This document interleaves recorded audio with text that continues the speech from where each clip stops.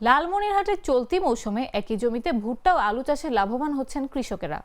এরই মধ্যে আলু ক্ষেত থেকে সংগ্রহ করে বাজারজাত শুরু করেছেন। আলু উঠে গেলে একক ফসল হিসেবে বড় হবে ভুট্টা গাছ। একই খরচে ফলন হচ্ছে দুই ফসলের। কৃষি বিভাগ বলছে একই জমিতে দুই ফসল চাষাবাদে কৃষকদের প্রশিক্ষণ ও পরামর্শ দেওয়া হচ্ছে। লালমনিরহাটে চলতি রবি মৌসুমে একই জমিতে একসঙ্গে ভুট্টা ও আলু চাষ জনপ্রিয় হয়ে উঠেছে। একই জমিতে দুই ফসল হওয়ায় আর্থিকভাবে লাভবান হচ্ছেন কৃষকেরা। জানা গেছে লালমনিরহাটের ৩ উপজেলায় সবচেয়ে বেশি ভুট্টা চাষাবাদ হয়। এতে মুনাফা বেশি অর্জন করে কৃষকেরা। কৃষি বিভাগের পরামর্শ নিয়ে কৃষকেরা একই জমিতে ভুট্টা ও আলু চাষ করেন। আলুর চারা বড় হলে একই ক্ষেতের মধ্যে ফাঁকা জায়গায় ভুট্টার বীজ বপন করেন।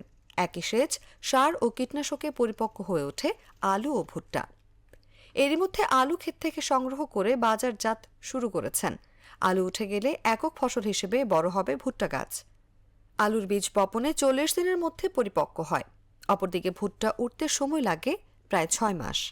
লালমনিরহাট কৃষি সম্প্রসারণ অধিদপ্তর সূত্রে জানা গেছে, এবছর লালমনিরহাট জেলায় ৩৩,০৫৫ হেক্টর জমিতে ভুট্টা চাষ হয়েছে।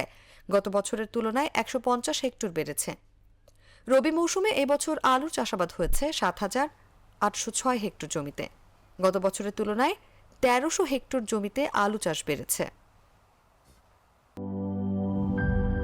লিলি হালাল বিউটি সোপ, বিএসটিআই কর্তৃক সনদপ্রাপ্ত দেশের প্রথম হালাল বিউটি সোপ। দীপ্তিময় উজ্জ্বল ত্বকের জন্য।